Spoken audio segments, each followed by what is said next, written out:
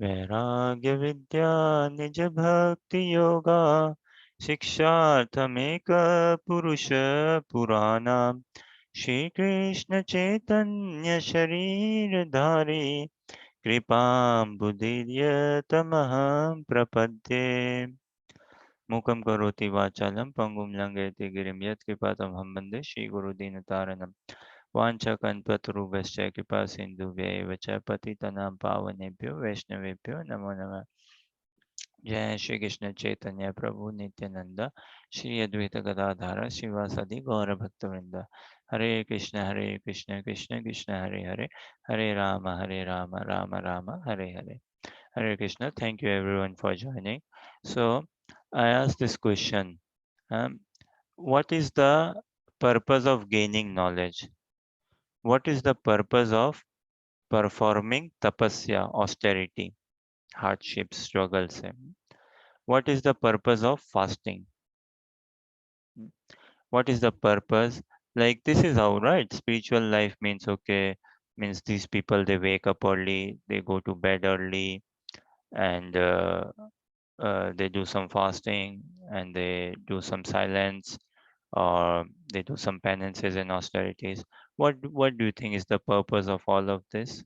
What is the purpose for mind control as well? We've been studying on mind control, right?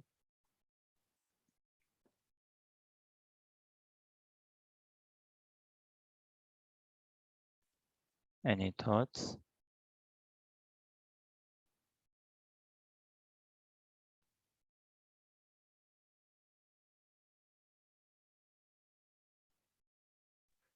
It can be resisting temptations, Okay, fine. Resisting temptations, good. That's a good start. and then we become more humility.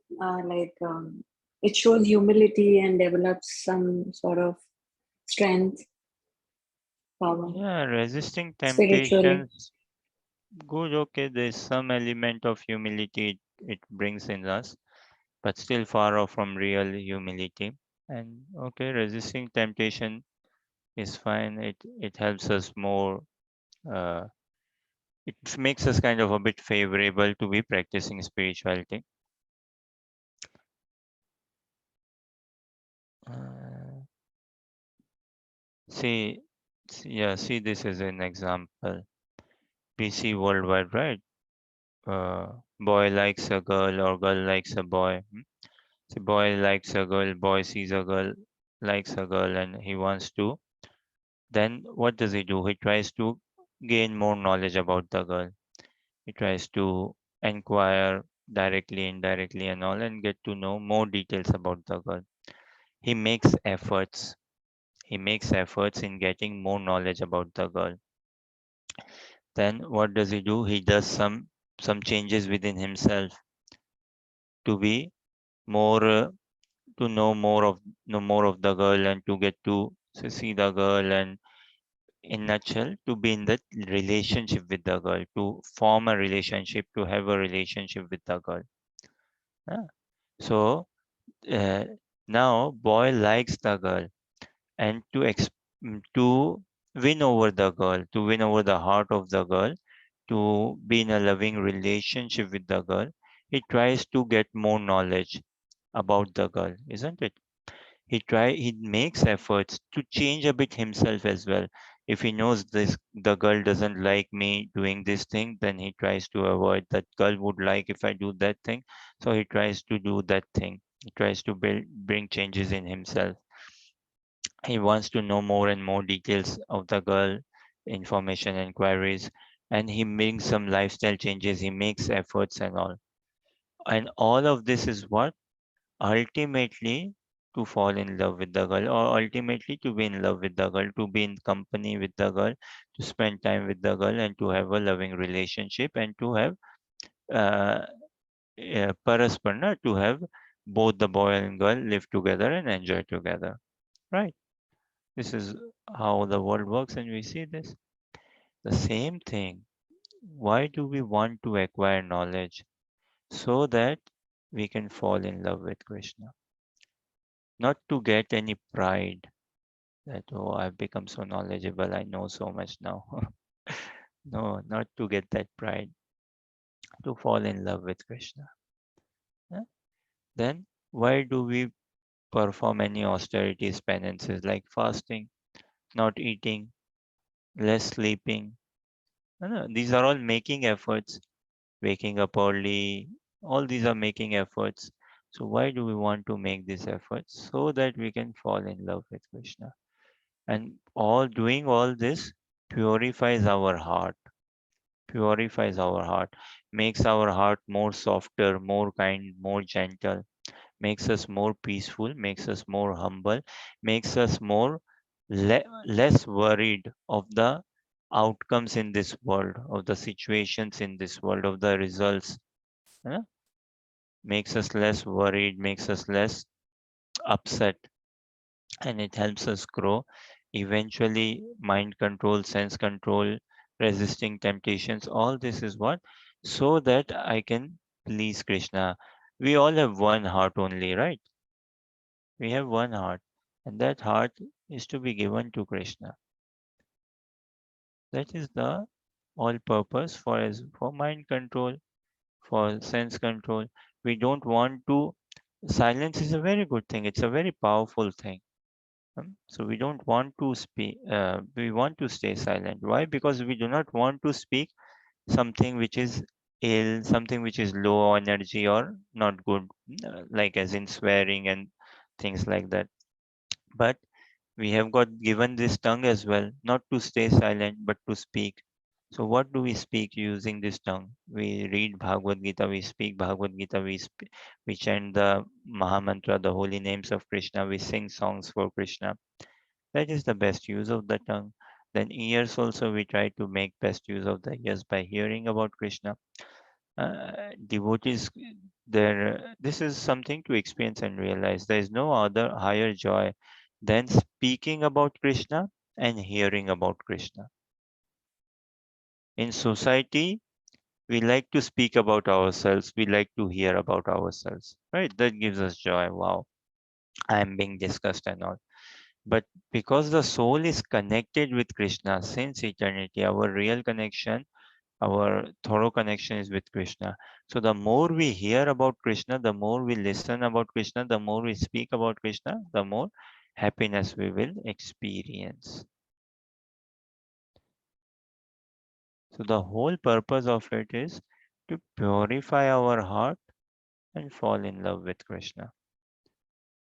That's the whole purpose. So we continue. Uh, yeah, so Bhagavad Gita we discussed yesterday. We discussed yesterday text 20 to 23. So I'll just pull up in the screen and quickly skim through and we'll try to discuss and then move on to text 24.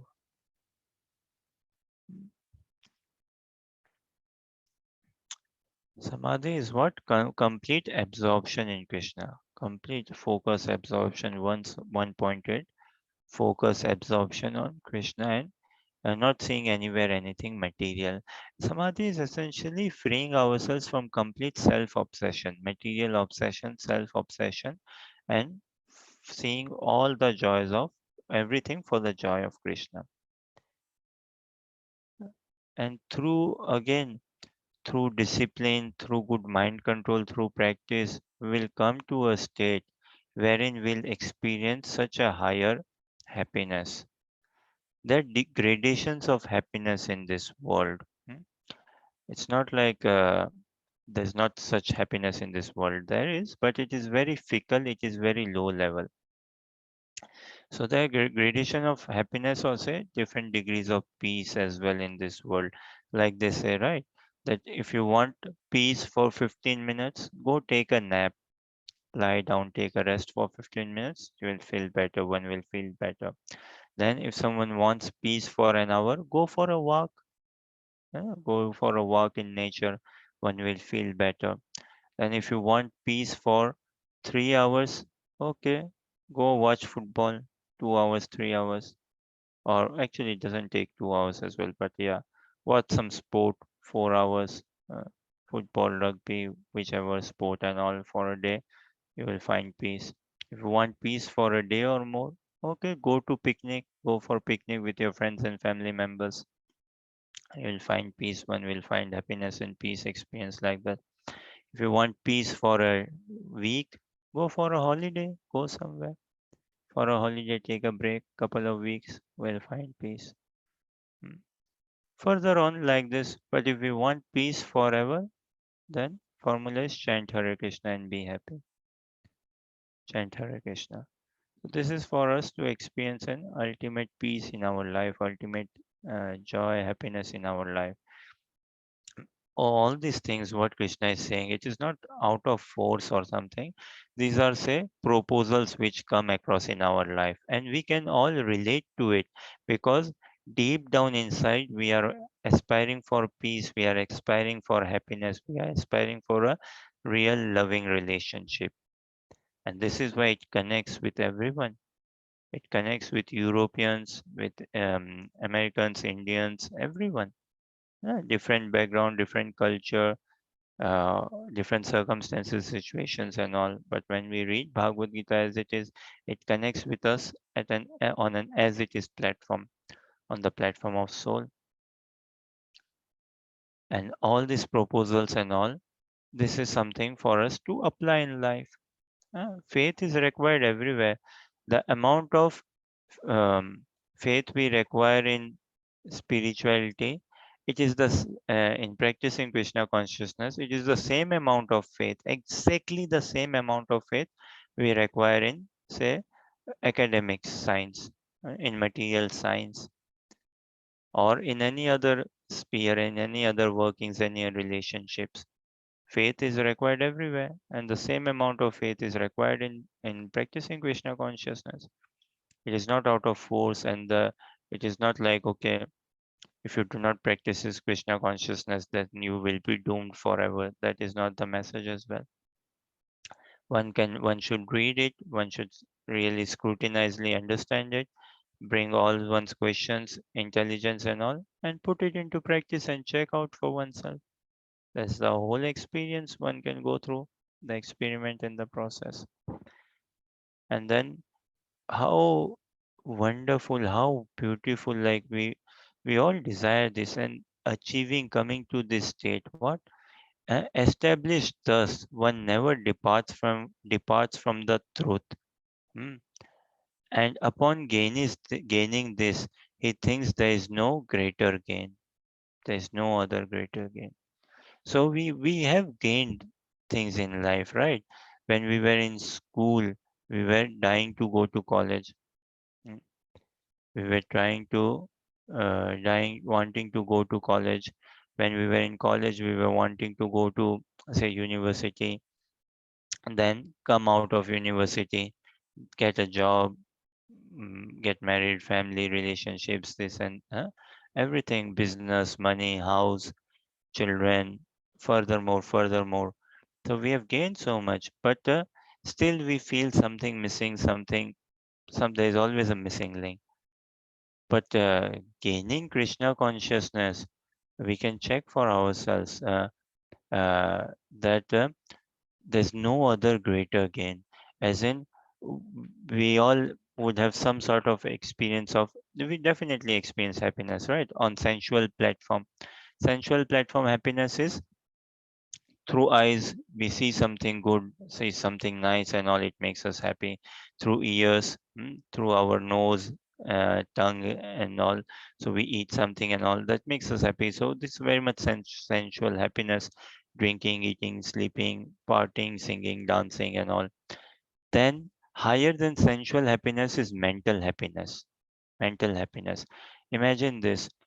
Uh, you like samosa. Someone likes samosa very much, say an Indian savory, or someone likes, say, some other savory for that matter, pizza or some other, what's that called? Donuts, whatever item.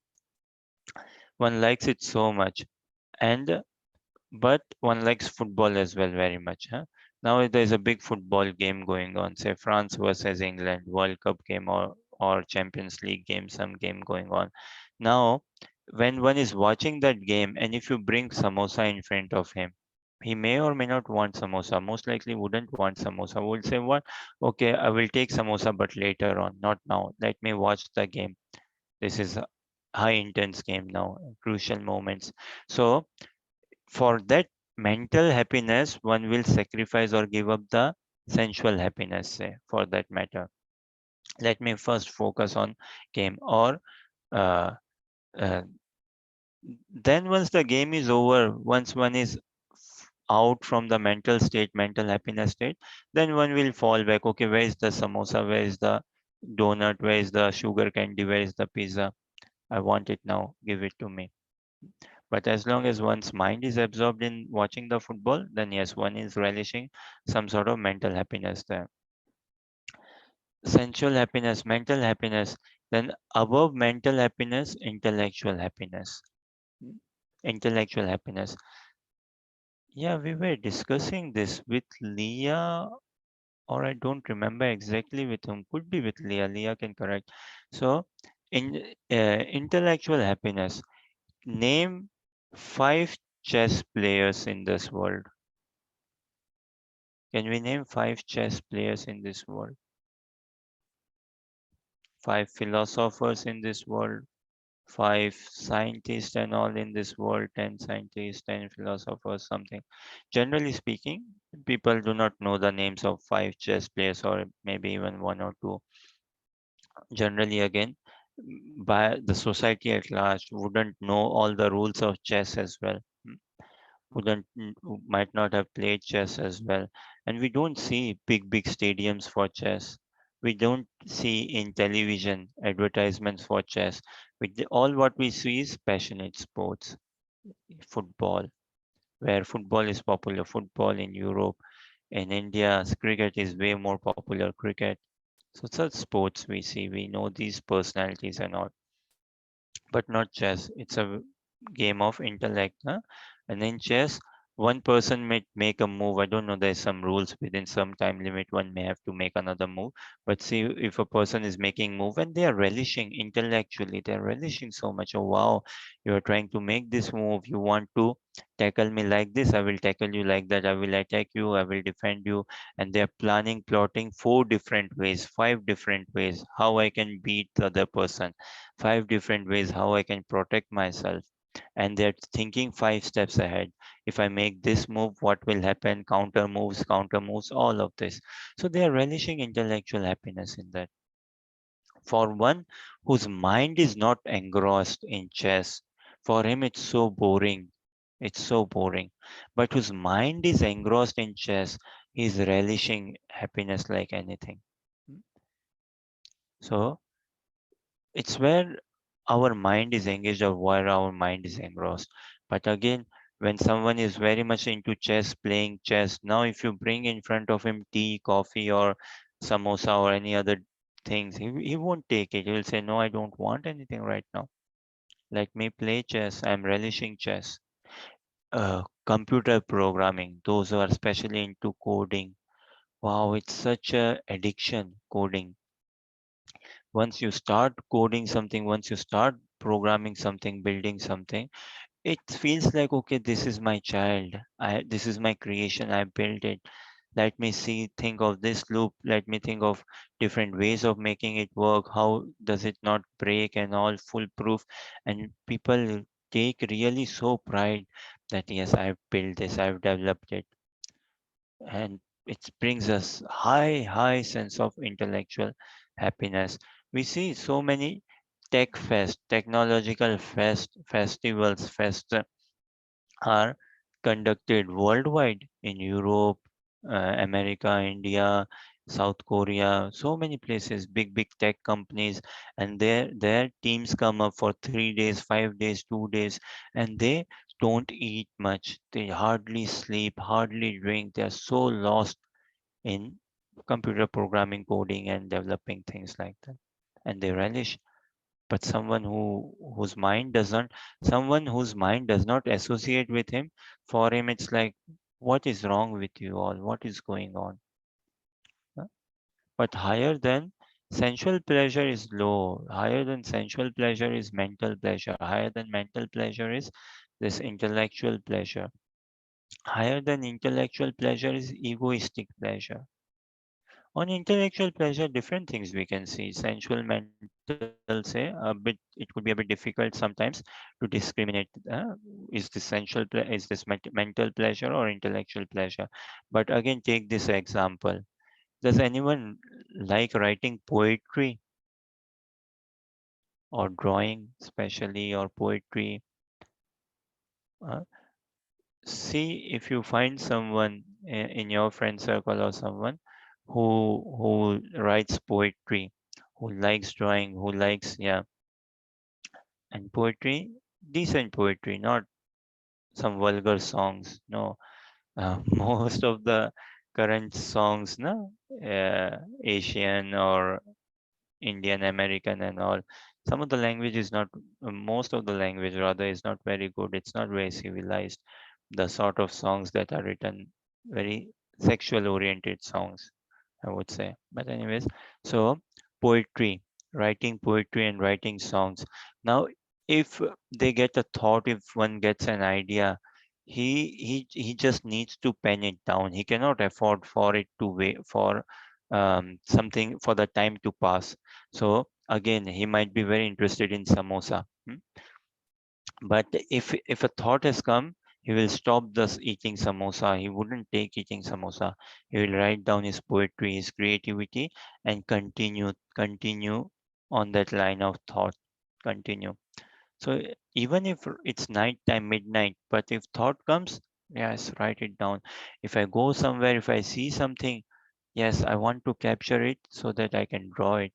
So that's like intellectual pleasure or this sort of pleasure. And this sort of pleasure is still good. uh, Chess or this sort of is still good. It's not very self harm, very little self harm, say if at all. And it's not like at a world scale also, it's not putting much danger in one's other consciousness. Above intellectual pleasure, egoistic pleasure. That is very subtle and very strong. Egoistic pleasure. We all take pride, right? From the nation I come, the language I speak, the community I belong, the dressing, the learning, everything. So much intellectual pride. People and society promotes, says, take pride. Like, see, we discussed earlier also, right? Within UK, okay, UK takes pride, say, general, four nations make up UK. But within these four nations, we will see, okay, there's some again rivalry.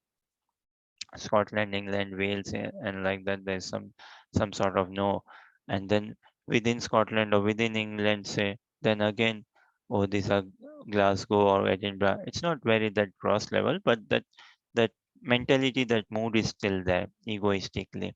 Hmm? And so further down, okay, within Edinburgh, where do I live? Within Glasgow, say, where do I live? And within that, further down in my residence, in my locality, in my street, then amongst all these houses, my. So this me and my tendency, I, me, and my. This happiness is very high. It's very, very high. Yeah. Say in this intellectual, I did it. I programmed it. I coded it. I decoded it. I fixed the error. I done this thing. I have done this. I designed this dress. I drew this dress. I did this creation. So this I, me, and mine is very, very strong happiness. It gives us a strong, because again through our mind we associate a lot with this identity, right? We associate the most. So this is what we feel, and so much so that it spreads out in religion. Oh, I'm a Christian. I'm a Christian and all. It might bring a sense of pride. I'm a Hindu. I'm a even like I'm a Hare Krishna. So it brings a sense of pride, maybe, that look, I wake up 3 a.m.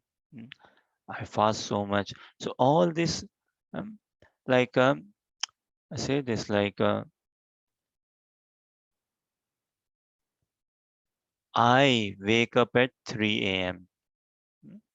Another is I wake up at 3 a.m. I Another way of saying, I wake up at 3 a.m. See, so oh, subtle, right? When I so much strong emphasis on I wake up at 3 a.m. So it is like it's me. Really, we crave for recognition. We crave for recognition, name, fame, s- politicians, film stars, and all. Externally, we show that no, we are humble, but internally, we crave, and even externally as well, and all. And this is again for self-reflection. We can check ourselves out on this. So this I is very strong. I want this, I want that, and all. Uh, where the emphasis, I wake up at 3 p.m. or I wake up, yeah, wake up, and then oh, I wake up at 3 a.m. 3 a.m. But all this, the I, me, and mine is very strong, very strong. The mind associates with this. So that's a strong level of pleasure. And the mind is associated more with the senses. And this is why some people, they are just stuck at sensual happiness, sensual platform. So much, no, this YouTube happiness, Facebook, Instagram, through our eyes, through our ears, nose, uh, uh, all this sense related happiness, sense gratification, very sensual. It's very low and basic level of happiness. Through mental platform, trying to get some happiness, through intellectual platform, but where the mind associates, where the mind relates. But again, I bring up in this screen, we would never like come to a situation through this material identity, material level of happiness. We will never come to a situation wherein we can say, okay, established thus, one never departs from the truth. And upon gaining this, he thinks there is no greater gain. Hmm. Oh, my country won the World Cup, and now there is no greater gain for me. Once I win the World Cup, once I become an engineer, once I get this job, once I get this promotion, once. So it's a never ending list for us. And we are never then firmly situated that, yes, now come what may, it will not shake up my consciousness level, my stability. We are always jumping, hopping, jumping, and running, moving on, because the soul is searching for Krishna. Soul is searching for Krishna. Okay, I'll ask this question and then maybe we'll go to another next verse. And if you have any questions, then please do ask. The question is, a bird, does it stay still? And if so, for how long can a bird stay still? एक चिड़िया, I ask in Hindi as well, एक चिड़िया शांत रह सकती है क्या? और अगर रहती है तो कब तक कितना रहती है शांत?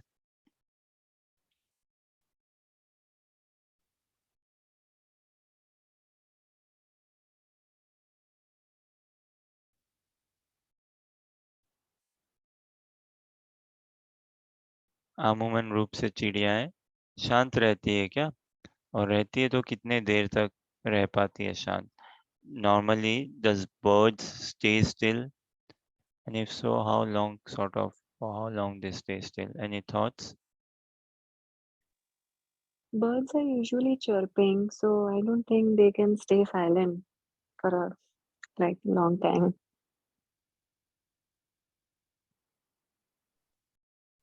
Any other thoughts? Anyone agrees or say disagrees?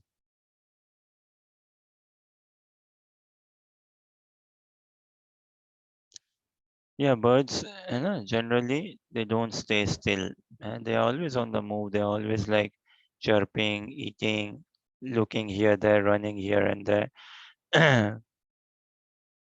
uh, um, Even while, okay, birds stay still when flying sometimes. When they are flying, so birds are staying still when they are flying. Even though they are flying and all, through their mind, we can see, okay, where are they seeing, or where are they moving, or where is the mind as such involved. Okay, potentially maybe when they are flying, they could well be staying still. but generally the thought I want to bring is that birds, okay, more than birds, us humans, when we actually think ourselves now, when we actually introspect and look into ourselves, we will find that birds are way more calm, still, peaceful than we are. We are very restless. We are very restless, more than birds, we will discover. And this is what Bhagavad Gita is, to expose the futility, the unproductiveness, the nakedness of this world, or rather the it is to expose that how lacking am I, how much I'm not utilizing myself nicely, and it is to help us raise our level altogether. So thing is, we are constantly through our mind. Whatever we do in this world, we associate with our mind. We connect with this world, in this world, with our mind. Our mind has this capacity to accept or reject. Mind accepts and mind rejects. Then mind functions in what makes us think, makes us desire, huh? Makes us think, makes us desire, makes us feel. Through our mind only we think, through our mind we desire, through our mind we feel. And none of this happiness, sensual happiness, no?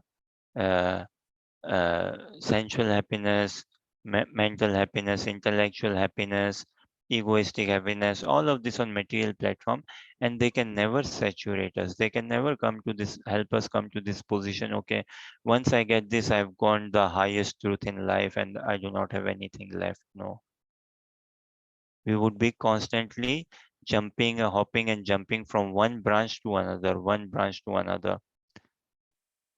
But when we start practicing Krishna consciousness, then we get a higher degree of sensual happiness, much higher degree of sensual happiness, and that is always stable. uh, Much higher degree of mental happiness, much higher degree of intellectual happiness, much higher degree of emotional, social happiness. See, the way the setting is, the society and the society of devotees, the community, the Krishna conscious culture, there is everything for everyone, or yeah, there is a, for everyone there is space, easy, children, young adults, grown-ups, matured people, elderly people, yeah, male, female, every age group, every income group, every educational group, whatever.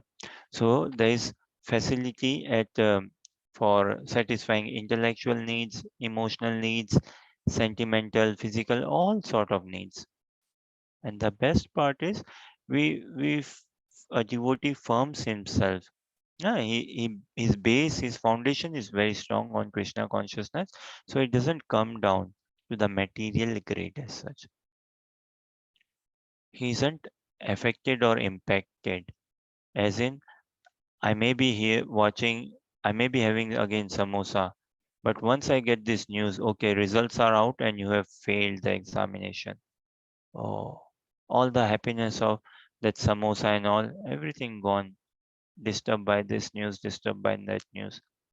But when we start practicing Krishna consciousness through good practice, we will come to a stage wherein we won't be much disturbed by external temporary material settings, upheavals.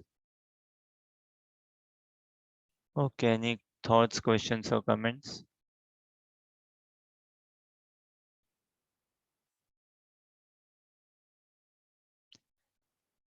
It will be such a glorious thing, na? We all, actually in life, we all are wanting this. When that day will come, when will I be so established, fixed, that once I attain this, and then I won't never depart from this, I will never give it up, leave this, and once I get this, there won't be any other great again. And we think, now once I get this job, I will be sorted. Once I get this car, I will be sorted. Once I get this girl, I will be sorted. Once I get this much money, uh, there's there's no greater gain for me than this. But we never experience this because the soul is hankering for Krishna. The soul is hankering for spiritual engagement. Okay, let us see next. सनिश्चयेन योक्तव्यो योगो निर्विण्णचेतसा सङ्कल्पप्रभवान् कामांस् त्यक्त्वा सर्वान् अशेषत मनसेवेन्द्रियग्रामं विनिमयं विनियम्य समन्तत.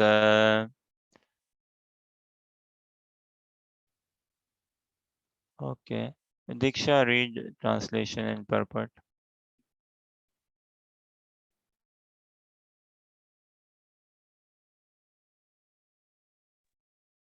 Translation: one should engage oneself in the practice of yoga with determination and faith, and not be deviated from the path.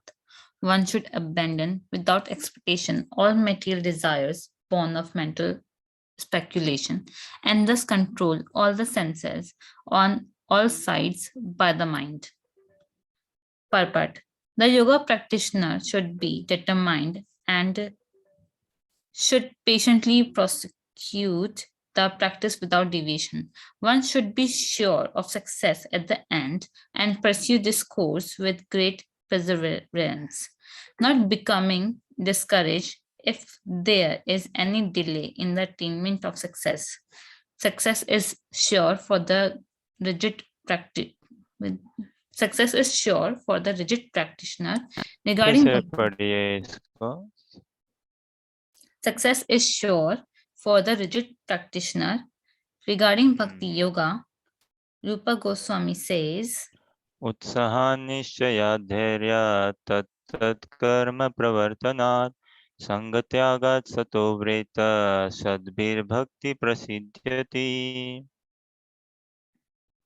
one can execute the process of Bhakti Yoga successfully with full-hearted enthusiasm, preservation, and determination by following the prescribed duties in the association of devotees and by engaging completely in activities of goodness.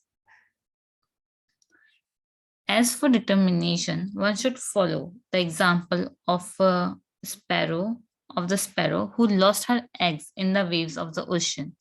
A sparrow laid her eggs on the shore of the ocean, but the big ocean carried away the eggs on its waves. The sparrow became very upset and asked the ocean to return her eggs. The ocean did not even consider her appeal, so the sparrow decided to dry up the ocean. She began to pick out the water in her small beak, and everyone laughed at her for her impossible determination. The news of her activity spread, and at last Garud, the gigantic bird carrier of Lord Vishnu, heard it. He became compassionate towards his small sister bird, and so he came to see the sparrow. Garud was very pleased by the determination of the small sparrow, and he promised to help. Thus, Garud at once asked the ocean to return her eggs, lest he himself take up the work of the sparrow. The ocean was frightened at this and returned the eggs. Thus, the sparrow became happy by the grace of Garuda.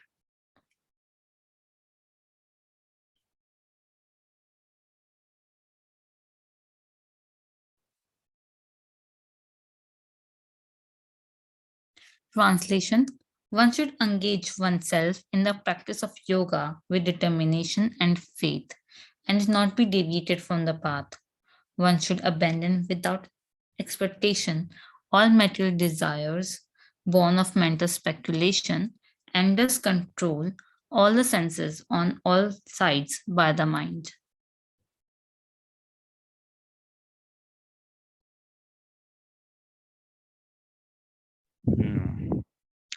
Okay, there is this English saying, very popular English sayings, and you help me complete this saying. Huh? God helps those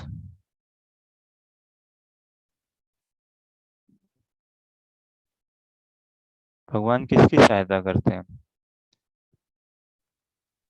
Who God help help those, themselves. हाँ, है ना, God help those who help themselves. So initiative a sadhaka has to take, initiative a practitioner has to take, efforts we have to make.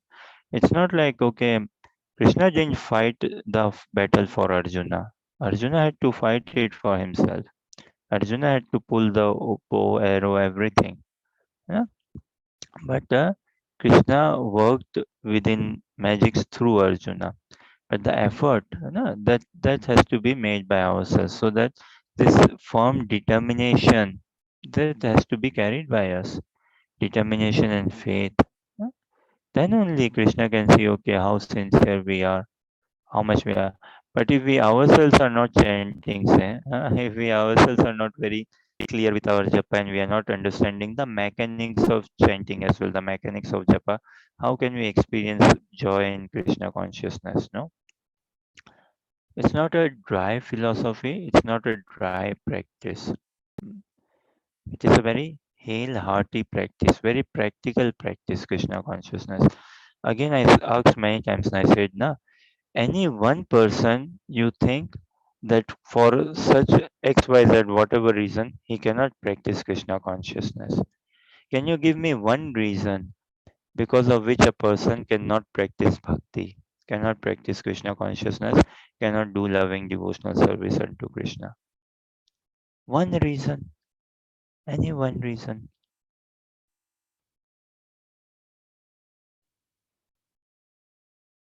That, oh, the person is blind.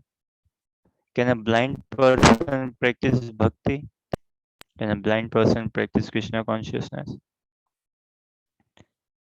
If a blind man can play cricket, then a blind man can practice Krishna consciousness as well, I suppose. Huh? Can a deaf person? One single reason that, oh, for this reason, he or she cannot practice Krishna consciousness. And personally, I won't ask you all, but personally check out for yourself. What is holding you back?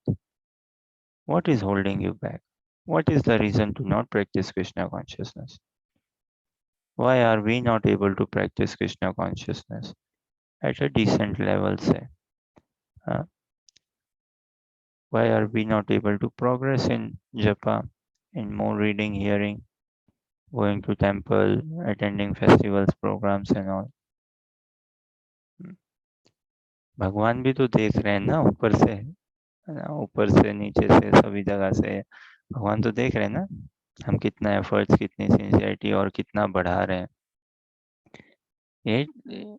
Like in business, na, everyone wants to excel, more, okay, more profits next year in studies throughout. So likewise, if we have to be in an Krishna consciousness is living on an excellence path. So through our bhav, through our emotions and all, we should be more and more connecting with Krishna. Otherwise, it may happen, na. There are many. Oh, I know devotees from 20 years, last 25 years. I know all you Hare Krishnas.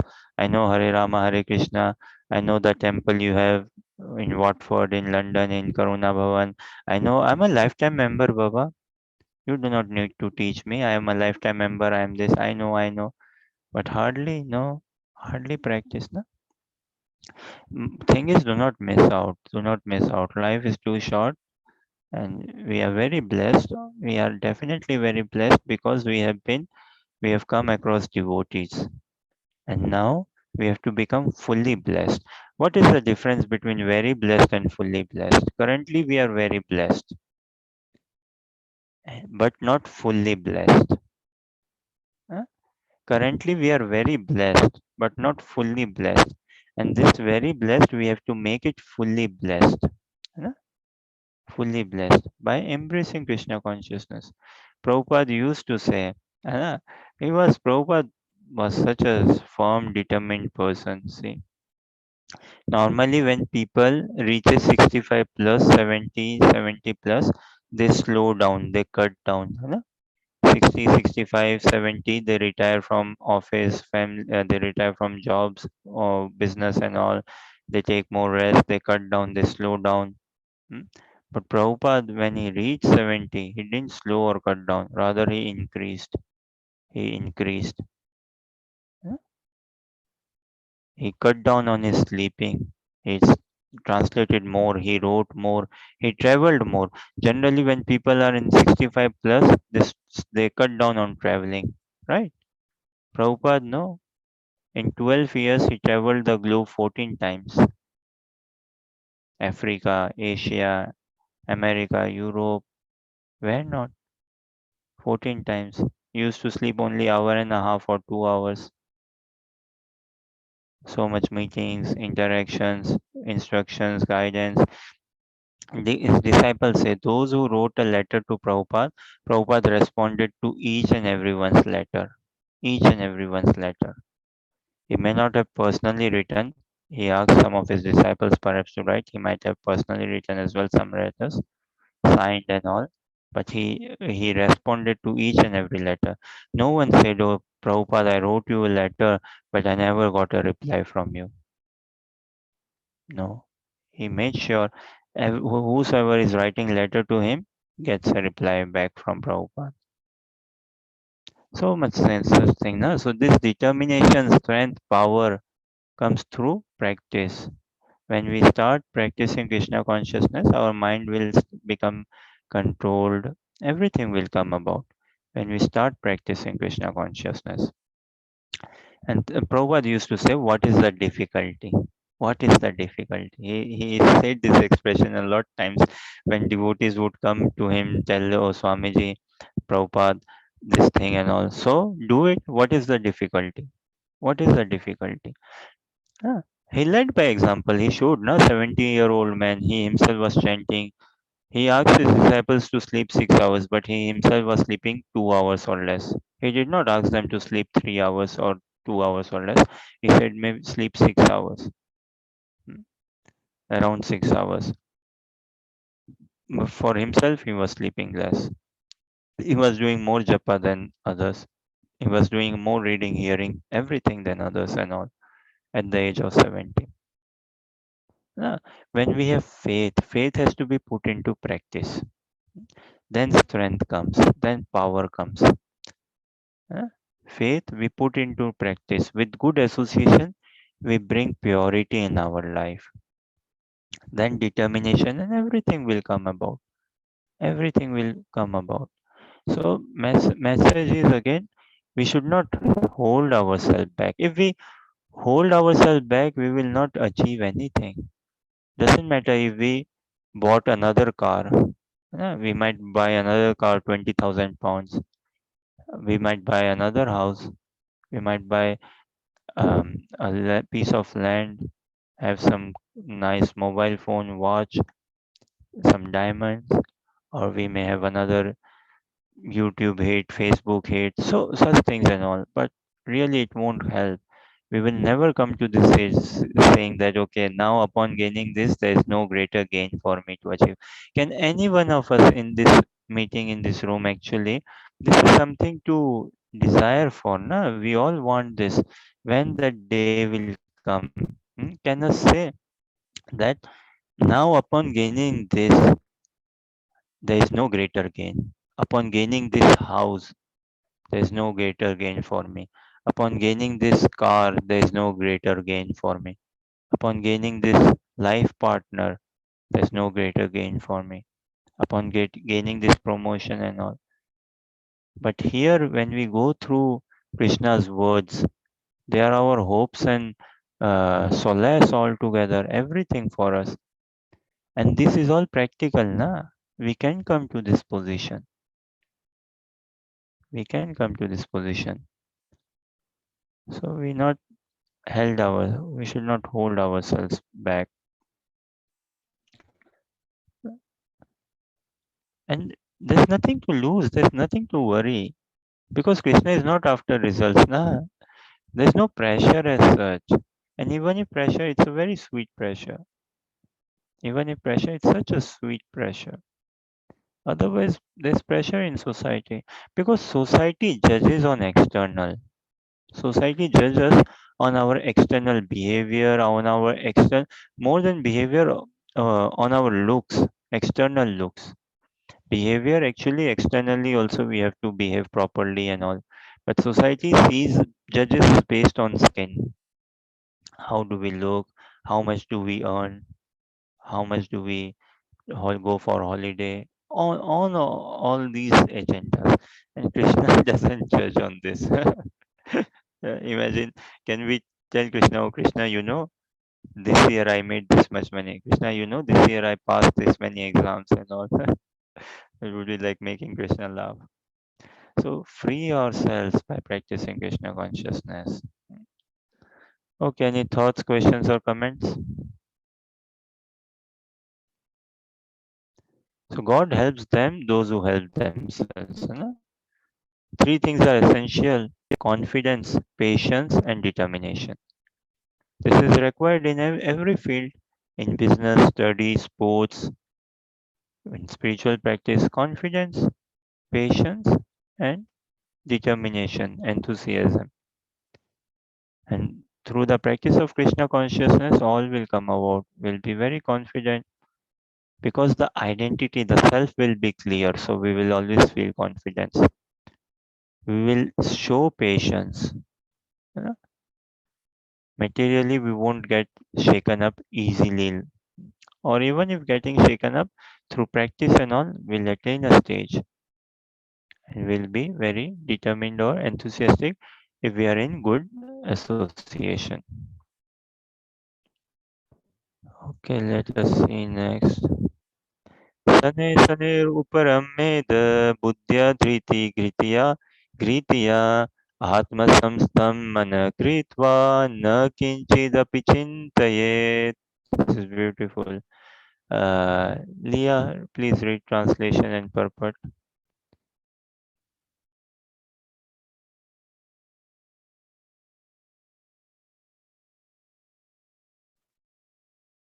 Leah, would you be okay to read translation and purport, or maybe just translation? Sorry, me? I Yes, didn't. yes, yes, Leah, you. Rarely, step by step, one should become situate in trance by means of the intelligence sustained by full conviction, and thus the mind should be fixed on the self alone and should think of nothing else. Okay, Harsha, Anuja, you read purport. By proper conviction and intelligence, one should gradually cease sense activity.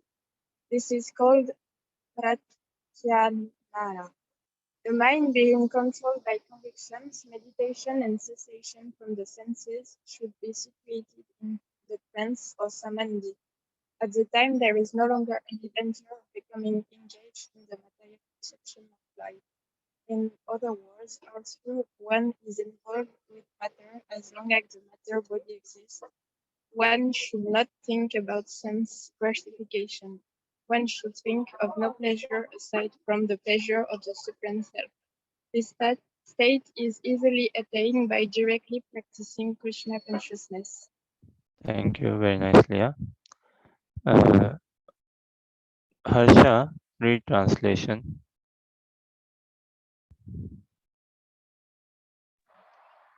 Gradually, step by step, one should become situated in trance by means of intelligence sustained by full conviction, and thus the mind should be fixed on the self alone and should think of nothing else. See, Krishna understands our position. Na? He's saying what? Sane sane. Sane sane. Upar Uparmared. Na? Uparamed. Sane sane, gradually, slowly, steadily.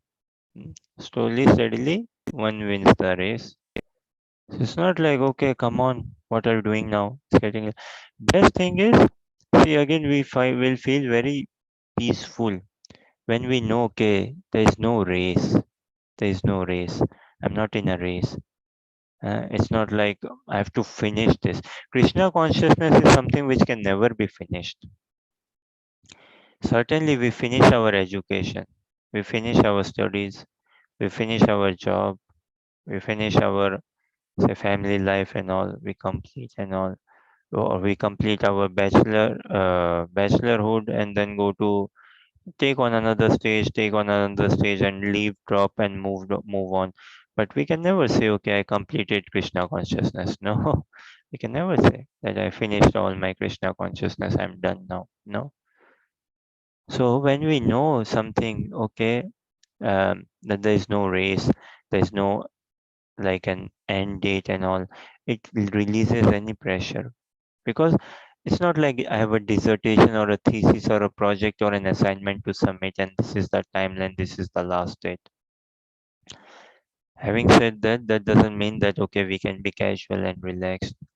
uh, Many people, they become very casual. Oh, bhakti, Krishna consciousness, I will do it when I am in 60s, I will do it later. This is going into temples is for old people, not for young people like us. For young people, we should be going to cinema first. We should be spending time in cinema. We should be spending time in McDonald's. We should be spending time in malls, shopping centers, and all, shops and all. Old people, they go to church. When we become old, we will go to church or temple. But is there a guarantee we will become old? Huh? COVID came, na everyone got scared. Oh, what will happen? Young people, old people, everything like that. And why waste the opportunity? And say when we are so old and all, so much we would have accumulated of this world. Where will be room in the mind? Where will be capacity of the senses to take on more real knowledge? Say no. So we shouldn't lose on this time. Hmm?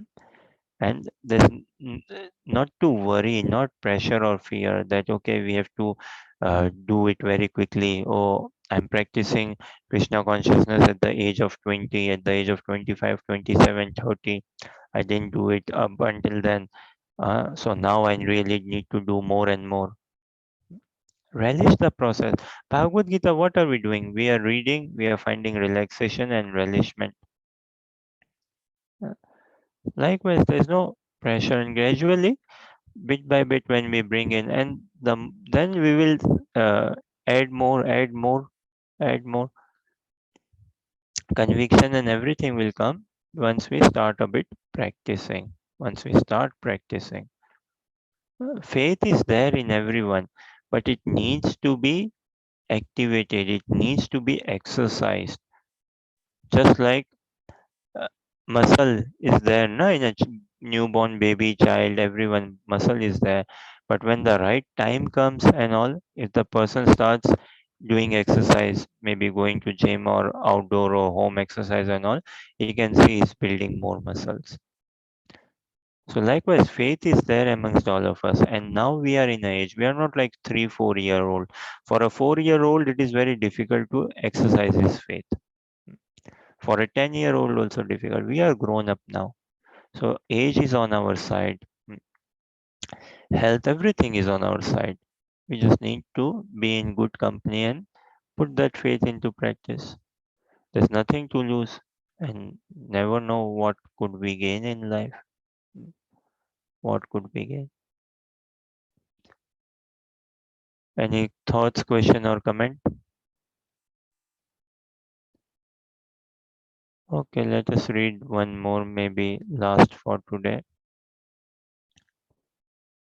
यतो यतो निश्चलति मनश्चञ्चलमस्थिरं ततस्ततो नियमेतद् आत्मनि एव वशं नयेत्.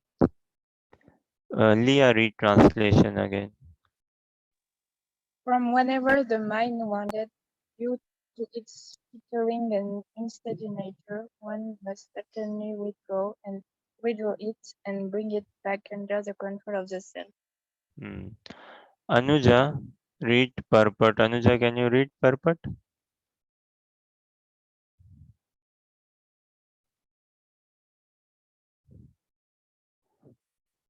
Okay. Harsha, you read purport.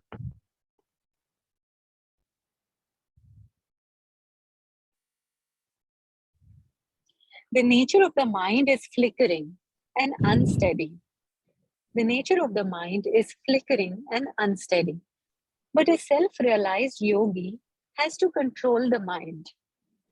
The mind should not control him. But a self realized yogi has to control the mind. The mind should not control him.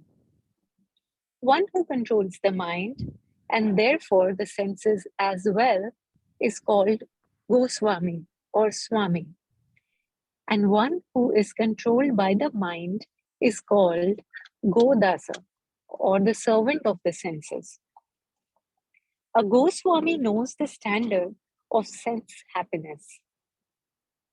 In transcendental sense happiness, the senses are engaged in the service of Rishikesha, or the supreme owner of the senses, Krishna. Serving Krishna with purified senses is called Krishna consciousness. That is the way of bringing the senses under full control. What is more, that is the highest perfection of yoga practice. Very nice. Dictionary translation.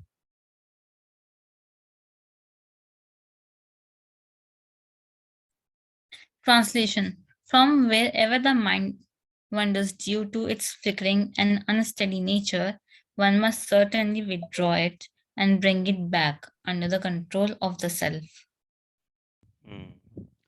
So we all can relate, acknowledge, right, that my mind is a bit flickering, unsteady. Many people struggle to even relate or acknowledge or understand that I have a flickering mind, unsteady mind. My mind wanders so much, unsteady mind. But we can relate, like we have a flickering and unsteady mind, and then bring it back, bring it back. We all have done some cooking at some point, right, in our life. Now, doing cooking, sometimes our hand catches fire, right? What do we do when we catch fire in general, cooking or outside? What do you do when we catch fire? When our hand is in catching fire, say?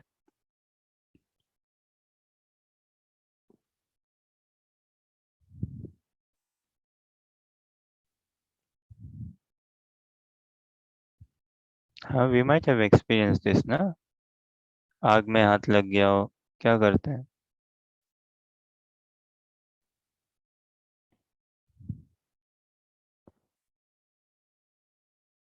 We bring it back, right? When our hand is catches fire, we straight away, instantly, naturally release the hand from fire. We bring it away and uh, we try to extinguish the fire. Same. If our again hand or feet touches some nail, we straight away bring ourselves out, right? If our hand or feet say again, if, if straight away someone is trying to poke something in my eye, straight away I defend or I bring the lid, my eyelid closes and all. So likewise, wherever, like when it's natural for us when we touch fire, it's just touch and go. We do not let our hand to be stuck on fire forever. Okay, yeah, and let the hand burn. No, it's just touch and go. Okay, by mistake I've touched and I bring it back. Likewise, our mind could be going in different places and all, but we should develop this capacity, this ability, this strength to bring it back on the self, to bring it back on the self. So to bring it back to understand who we are, our real identity, our aim, purpose in life, where does real joy lie, what is better for us to practice. At least we can have this much of sanity, right? Okay, one side is drinking alcohol, another side is drinking charnamrit, drink offered to Krishna. One side is watching Netflix and movies and this giving our eyes. Another side is giving our eyes to reading Bhagavad Gita, Srimad Bhagavatam, going to temple, taking darshan of deities.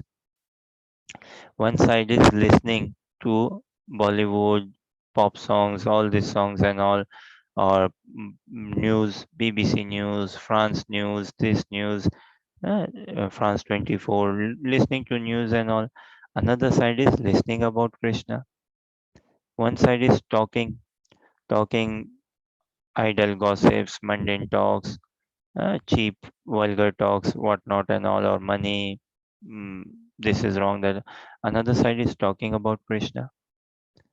So we don't need to leave anything. It's not that we need to leave. We just need to engage ourselves in service of Krishna. We just need to add Krishna in our life, and we can begin adding Krishna in our life through reading about Krishna, Bhagavad Gita, Bhagavatam, Chaitanya Charitamrita, through listening about Krishna, through chanting the names of Krishna, and engaging ourselves in this spiritual activity. That is, then we are becoming more and more Krishna conscious. On materially speaking, physically speaking, in this day itself, if we are listening 1 hour, 2 hour, at least that 1 2 hour, even though we are struggling to listen with full focus, but we are becoming a bit Krishna conscious that 1 2 hour, then we can expand further, because it is a natural propensity for the soul to love and serve someone. And soul has a direct connection with Krishna, so soul is wanting that loving relationship with Krishna. Soul cannot live without that relationship with Krishna. One story I will share, and see how you find it, how it connects. So there were two monks. There were two sages, two monks, two sadhus, uh, two saintly personalities. They had gone in some village, in some remote area, some town, some village, to distribute books, to do some preaching program, to share Krishna consciousness, to chant the holy names, to for Harinam. And so they were out in that village, and they were had their books and all, trying to distribute books and do kirtans. And these two monks, they are approached by a lady, a young lady, young woman, and she is pregnant. She is quite heavily pregnant, say. And she approaches these two saintly monks, to these two monks and this lady who is pregnant. She approaches and she says them that, Sadhuji, saintly person, kindly help me carry the cross the bridge. So this lady, she wanted to cross the bridge, the foot bridge. She wanted to cross that bridge to go on the other side of the bridge to visit doctor, for her regular checkup or whatever reason. So she requested. She said that, look, I'm pregnant, and my hands are a bit shaky. I get a bit worried, and I struggle to cross this bridge. I won't be able to cross this on my own. Kindly, can you hold my hand and help me cross the bridge? Can you lift me or do something and help me cross the bridge? So they both, the saints, monks, sadhus, they started looking at each other. They stared at each other, that, what is this? We came here to distribute books, to do Harinam. We are monks, we are celibate monks, na? We are brahmacharis. And how can I hold the hand of a lady, a woman? And also she is pregnant. How can I hold her hand? And what if someone sees? What if BBC sees? What if France 24 sees? What if India TV sees? What if someone makes a selfie, a recording and all, and then look, oh, this brahmacharis, these monks, look, they are flirting with women, they are holding the hand of a woman there. So they start, one said, no, we should help her, we should help her cross the bridge. Okay, so decided, okay, fine. One said, no, we'll help you cross the bridge. So they took her, help her cross the bridge. And the other saint, he was not so happy. The other monk, the other brahmachari, he was not so happy. He said, we leave, we just go from here. We just leave. But the one helped. Okay, fine. So what did he possibly held the hand of the woman, or lifted her, made her sit on shoulder, whatever way he helped her cross that bridge, which was, say, long enough a bit. Cross the bridge, and then the lady, she went her way. After being crossed the bridge, she went to the see the doctor, and these two monks, they went their way. And when they were going their way, the the other monk who was hesitant in helping this lady say, he was telling the monk who helped the lady, he was saying, oh, now look, you held the hand of the lady, you held the hand of the lady, and you touched that lady, you crossed her, helped her cross the bridge and all. So this other monk then replies, he says, what? Look, I held the hand of that lady, I helped her cross the bridge, and I left her there. And I left her hand, I left her there as well, and she went her way. But it seems like you have held that lady in your heart, in your chest, in your mind altogether. Huh? Physically, I held the hand of the lady, and physically, I left the lady as well and helped her cross the bridge. But you seem to have captured this moment, this thing, or that lady in your in your mind, and you are such contemplating. Oh, this was the time when you held her hand and all, and you are going on and on about it. I have completely, she's out of my mind altogether, but she seemed to be stuck in your mind.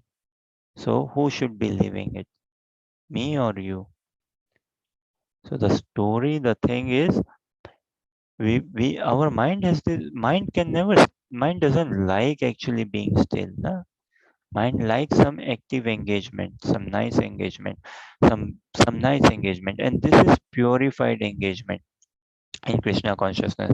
So through our mind, we may be looking at some advertisement board and capturing it. We may be looking at some radio news, this news, some songs, some dress, some looks, whatever, and capturing. But we should try not to hold on to it. We should not try not to stuck to it. So how do? We engage our mind in Krishna consciousness. This is why I always say, right? Do not go to bed time, just sleep. No. Save some time for yourself. Minimum 20-30 minutes. Do some reading. 30 minutes. Do some listening. mm, Listen to some kirtan, chant japa, and then go to bed. Sleeping. Prepare yourself for sleep. Waking up also, don't just wake up and rush. No. Wake up, do japa, chant, read, listen, and then make start your day. During the day also. So it is very much needed. And today is a fast-paced society, fast life, everyone, so much pressure on students. Wow. Immense pressure on students, immense pressure on everyone, working people, jobless, whosoever, who is not under pressure. Prime Minister to a jobless person, everyone is facing the heat. So we need to take a step back. We need to calm down, relax, or na, when we return from our school, college, uni, office work, and all, we shouldn't be bringing too much back in our mind. So let go, let go. We should learn this art of detachment or letting go. But how best? When we understand who to catch upon. Once we catch upon Krishna, then it will be easy to let go. Once we attach ourselves to Krishna, it will be easy to detach from matter. Hmm? So once we engage our mind in Krishna consciousness, in the form of reading, studying Bhagavad Gita, reading, hearing, chanting, and all, then our mind will get not much occupied, absorbed, or caught up by this material glamour and all. Any thoughts, questions, or comments?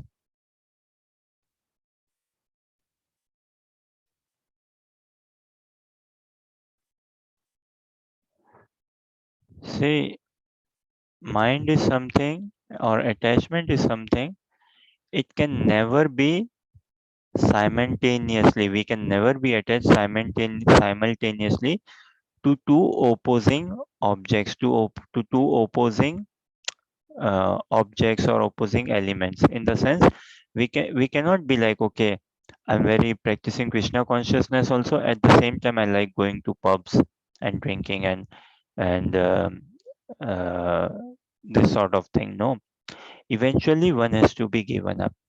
We cannot attach ourselves in two places. Our mind cannot be in both the places.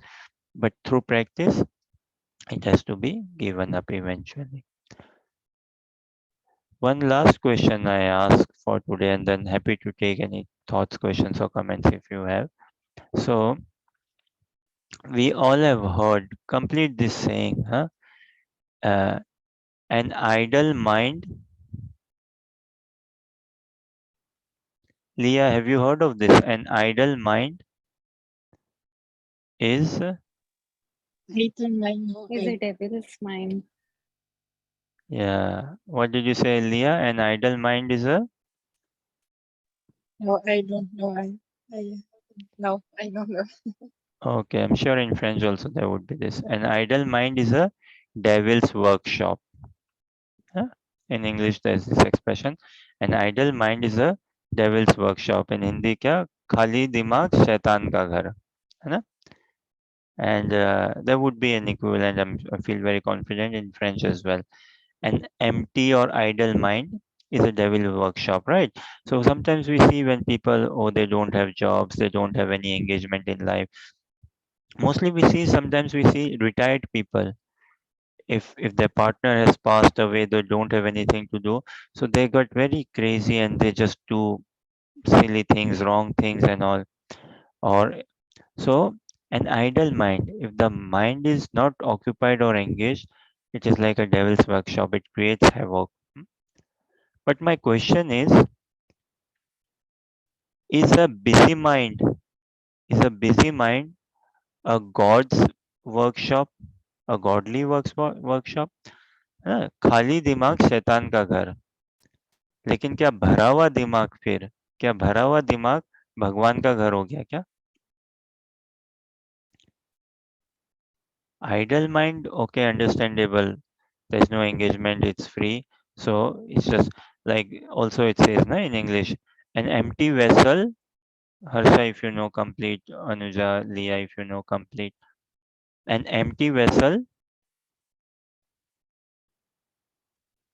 Makes noises. empty vessel sounds much. है? थोता चना बाजे घना, ना खाली बर्तन बजते हैं ना. So I'm sure in French also there must be something, Leah. Yeah, we can check. An empty vessel sounds much. Huh? So once whose mind is empty, na, he will be more. Again, you see, one who is very insecure, one who feels very shallow and all, he would try to show off in society. He would try to make very strong hard efforts to outsmart, to outshine, to prove and all. But one who is practicing spirituality, he will be very sober, he will be very calm, his mind will be very still, materially speaking. है ना? And that is when we can experience peace, more clarity, calmness, sanity.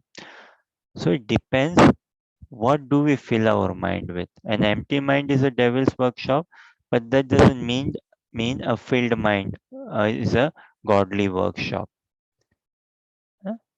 खाली दिमाग शैतान का घर ठीक है, लेकिन ये कोई बात नहीं हुई कि भरा हुआ दिमाग देवी देवता का घर हो गया क्या? No. Depends what food we give our mind. Any thoughts, Anuja? Any question, comments? Ashish, so like you were saying, an empty mind or an idle mind is devil's workshop. But I've, I mean, why do people, when people have got so much of work, still they are distracted and they go here and there without doing their work? Yeah, because the what they are engaged with, it is not a very soulful activity. Yeah? And also absorption has to be found.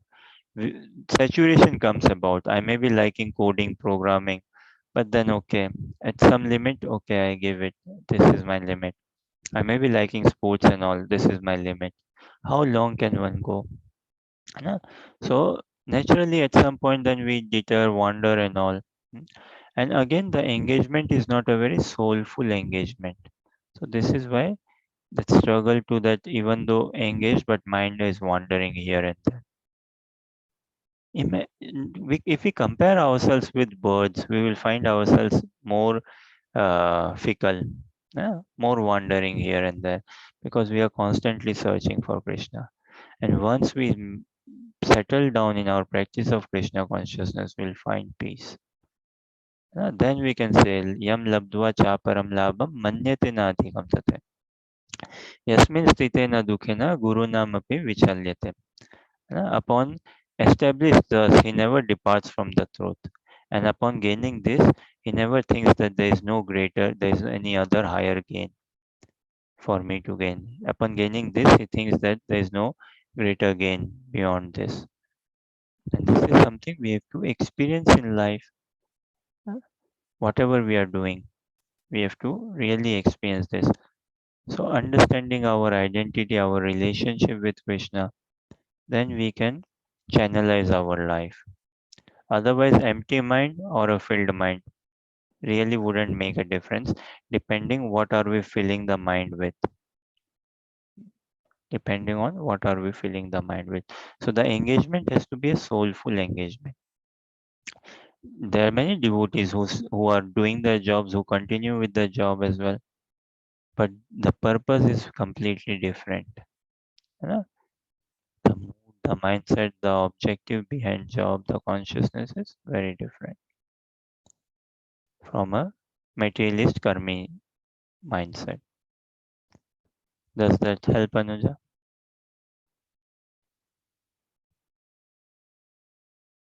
Yes, Ashish. So somebody who is practicing Krishna consciousness or who is in this journey uh, will not be as distracted as lame person. Yes, should not be as distracted as a lame person say. As a person who has not yet found his resolve in practicing Krishna consciousness. Uh, thing is, doesn't we are practicing Krishna consciousness, so doesn't mean that okay, our mind is fully controlled and we are not distracted.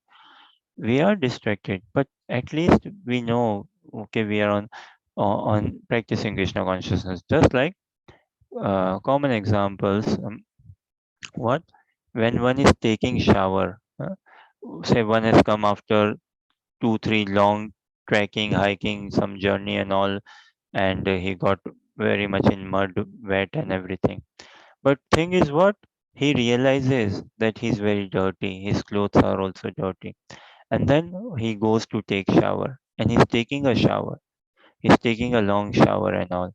So he may not have fully become clean, but at least he's in the shower, no? At least he's cleaning himself. And after a point in time, we can see yes, he has become clean. But there could be someone who is not even taking shower. So what chance is there? Now that other person may say, "Oh look, I am also unclean, not taking shower, and you are also still in shower." Or what clean is happening? No, you are also the same. Only hardly any difference. Very tiny little bit difference. But if we give time and properly one takes shower, one can see, oh wow, yes, you have become clean. I always say, Leah, Harsha, Anuja, Diksha, others and all, Rohit, we check ourselves. See, one day be touching 60. Our bodily age may go 60 years. Now see, where do you want to see yourself when you become 60? What sort of vision, what sort of consciousness, what level of mind control, what level of love for Krishna, understanding of life would you want to have when you are 60, when you become 50, when you become 70, when we become 50, 60, 70? And the work has to be done now. No? The preparation has to be done now. It may be that I may not be living until 50.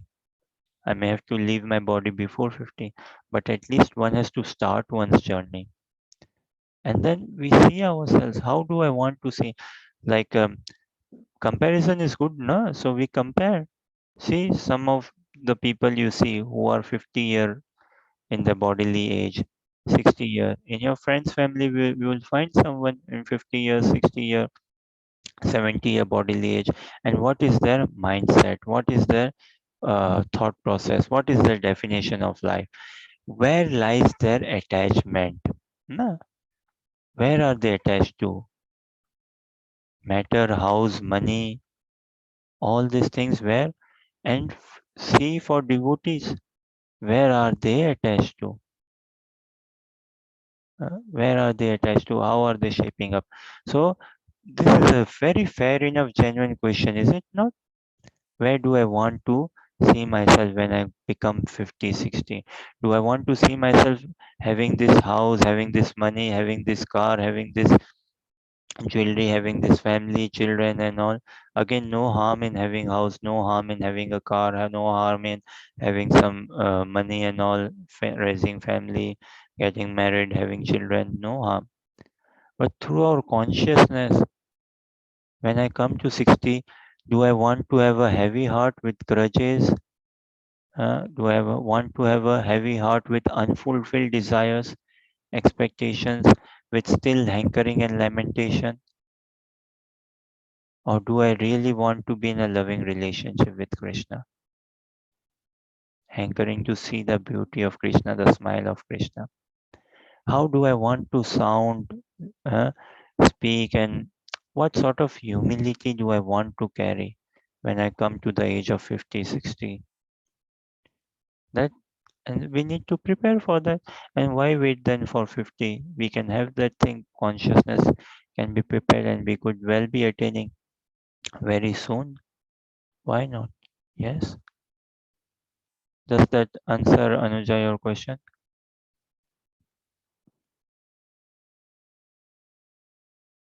Yes, Ashish. Thank you. Okay, so we'll discuss more. Think on this, na? An idle mind is a devil's workshop. Okay, society says this. Idle mind is a devil's workshop. So engage yourself. Now, society kicks us. Oh, you're grown up now, 4-year-old. Go to school. Start running. You are 1 year, 2 years. Start running now. Now, you have to go outside the house. Go to school. Okay, enough school. Quit school now. Go to college. Go to university. Now, leave university. Maybe do PhD and all. Leave university. Now, start working. Now, buy a car, buy a house, get a family, all these things and all. So society doesn't want us to be idle. Okay, fair enough. Engage, but where are we engaging ourselves and with what calculation, what thought process? Again, material body is there. We need to look after the body. We need to have look after our bodily requirements and everything. This is why the wholesome practice of Krishna consciousness, na? It's not like no, do not get married, no, do not uh, get married, have children also, but raise Krishna conscious children. That sort of lifestyle. No, stop eating. No, eat good, eat holy spiritualized food. Listen good music, which is something soulful, soulful altogether.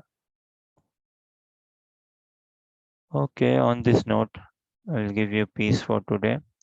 Thank you very much for your time, patience, and encouragement. And look forward to seeing you tomorrow. Hare Krishna.